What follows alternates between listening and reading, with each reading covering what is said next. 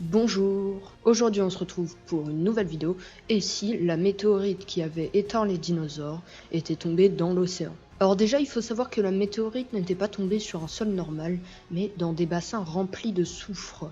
Donc les dinos à 10 minutes près ils auraient peut-être survécu. Enfin sûrement pas, mais bon ça on va y revenir plus tard. PS, dans cette vidéo je vais parler de dinosaures, mais je parle bien entendu des dinosaures non aviens. Si vous savez pas ce que c'est, vous allez comprendre à la fin de la vidéo. La météorite, si elle était tombée dans l'eau ou même sur un sol normal, aurait sûrement à peine accéléré la disparition des dinosaures. Pourquoi je dis accéléré, je vais y revenir après. Car elle était plutôt petite, enfin tout est relatif, mais vu qu'elle est tombée dans un bassin de soufre comme je l'ai dit avant, ça a forcément bien amplifié l'explosion. Mais les dinosaures auraient néanmoins disparu. Pourquoi? Eh bien pour deux raisons, je vais vous parler de la deuxième juste après. Donc là on va parler de la première raison qui est en fait une ancienne théorie qui est née avant qu'on sache que c'est en grande partie à cause d'une météorite que les dinosaures se sont fait exterminer. Donc on a découvert ça dans les années 70-80, plus en 1980 pile d'après ce que j'ai trouvé sur internet. Cette théorie consiste tout simplement dans le fait que ce sont les volcans qui auraient exterminé les dinosaures, pas des volcans bénins comme le volcan de Pompéi ou quelque chose comme ça. Non, des volcans bien vénères comme Yellowstone. Et ça s'appelle des supervolcans. Mais ces éruptions de supervolcans ont lieu en même temps que les effets de la météorite étaient en train de se faire ressentir, ce qui a grandement aidé à la disparition des dinosaures et autres animaux de l'époque. Mais si on rassemble la théorie des volcans et l'autre théorie dont je vais vous parler juste après, même sans la météorite, on obtient une disparition quasi certaine des dinosaures. Donc je vais maintenant vous parler de la seconde théorie, en plus des volcans bien entendu. Donc les volcans, c'est pas vraiment une théorie puisqu'on en est quasi sûr. Et c'est une théorie quand même, parce que même la météorite c'est une théorie. Donc tant qu'on n'est pas sûr à 100%, bah c'est une théorie. Donc la seconde théorie c'est quoi? Les dinosaures étaient de toute façon voués à disparaître. Et oui, même avant l'impact de la météorite, on observe une chute du nombre de dinosaures sur Terre. Alors peut-être étaient-ce seulement les volcans, mais il y avait sûrement d'autres choses, comme les mammifères qui commençaient à se développer et qui auraient pris le dessus sur certains dinosaures. Ces mammifères, s'ils avaient existé, auraient disparu en même temps que les dinosaures, car trop grands pour se cacher dans des petits terriers, comme par exemple les petits mammifères, petits rongeurs qui ressemblaient à des souris ou des rats, qui se sont cachés dans des terriers pour éviter les effets de la météorite, comme les incendies ou le froid glacial à cause des nuages de cendres. Oui, je sais, ça fait un gros contraste entre les incendies et le froid glacial. Ces mammifères, s'ils avaient existé, auraient disparu en même temps que les dinosaures. Mais on peut aussi imaginer des animaux plus petits qui mangeaient des œufs des dinos. Bref, quoi que ce soit qui ait causé ça, même sans la météorite, les dinosaures auraient disparu.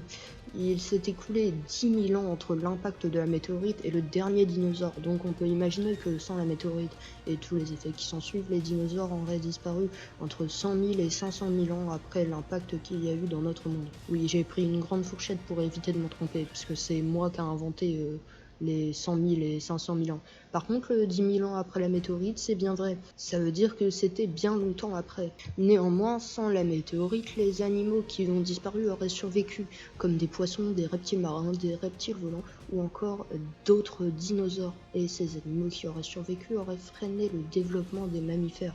Sauf si les mammifères développés dont j'ai parlé avant existaient, mais pour que ce soit plus simple, on va dire qu'ils n'existaient pas. On peut donc imaginer que les mammifères se seraient adaptés à ces animaux pendant plusieurs centaines, voire des millions d'années, et auraient finalement pu rivaliser avec eux, mais ils ne ressembleraient pas du tout aux mammifères actuels.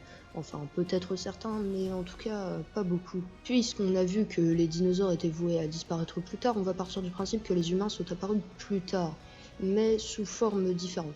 Et oui, si on part du principe que les mammifères se sont adaptés aux dinosaures et reptiles volants et marins, qui ont survécu après l'éruption de supervolcans, eh bien les ancêtres des humains aussi se sont adaptés. On peut donc imaginer que les singes seraient moins intelligents, et donc les humains aussi. Les humains auraient quand même un cerveau plus développé que les singes, et ce serait sûrement l'espèce la plus intelligente, car les dauphins, bon je prends les dauphins comme exemple, mais je parle bien entendu de toutes les autres espèces qui ont un cerveau qui rivalise avec l'humain, actuellement. Donc les dauphins se seraient également adaptés à leurs prédateurs reptiles marins, en préconisant plus de force et de rapidité pour moins d'intelligence. Bref, revenons aux humains. Imaginons que malgré leur intelligence moins développée, les humains réussissent quand même à construire une civilisation. Qu'en serait-elle? Je vais parler que d'un seul fait, puisque j'arrivais pas trop à imaginer d'autres trucs, mais je me suis penché sur le sujet principal de la vidéo, les dinosaures. Donc on peut imaginer que les gens soient beaucoup plus informés sur les dinosaures, car les reptiles marins et volants qui vivaient à la même période qu'eux pourraient nous en apprendre beaucoup. Et oui, imaginez un ptérodactyle voler dans les airs. Mais si la météorite qui a éteint les dinosaures n'était pas tombée, ce serait sûrement une autre qui serait tombée à peine quelques dizaines de millions d'années plus tard.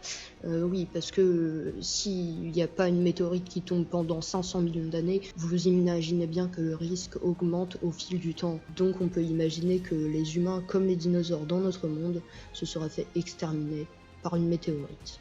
Et oui, je sais que même si on dirait une fin de vidéo, ce n'en est pas une. Bon, considérez plutôt cette rubrique comme un bonus. Je vais vous dire quelque chose qui va vous choquer, et pourtant qui est entièrement vrai. Les dinosaures existent encore. Bon, vous imaginez pas des T-Rex ou des trucs en mode théorie du complot, c'est totalement vrai. Si vous vous y connaissez un peu en dinosaures, vous comprenez ce dont je vais vous parler. Les gens en général pensent que les poules sont les descendants du T-Rex, mais en fait non. Les oiseaux en général sont les descendants des dinosaures, et même sont des dinosaures en soi. Enfin, je dis que ce sont des dinosaures, mais on dit plutôt des dinosaures aviens, les oiseaux et leurs ancêtres. Donc les oiseaux et leurs ancêtres sont des dinosaures aviens.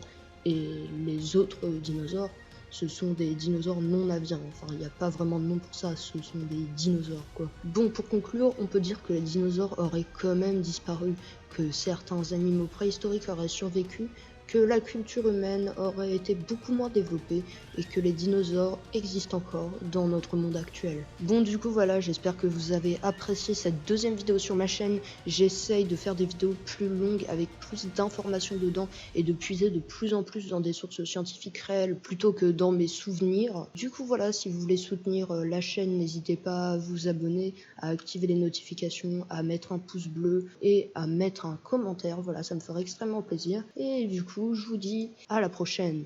Ciao!